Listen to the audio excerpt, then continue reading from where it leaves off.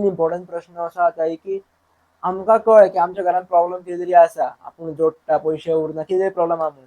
So हेका लागून important आसता की आपल्याक एक कोच आफोवपाक जाय, एक ट्रेनर आफोवपाक जाय. सो ट्रेनर आफयताना आपूण कितें गजाली लक्षांत दवरपाक जाय ट्रेनर आफोवच्या पयलीं, कोणाक आफोवचो आपूण.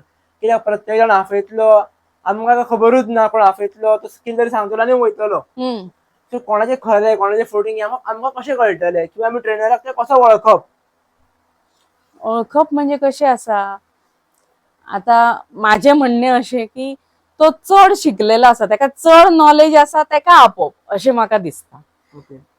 फक्त बेजीक नियम खबर आसा तांकां आपोवन तसो कितें फायदो जावचो ना. तो बेजिकच तुमकां गायडन्स दितलो.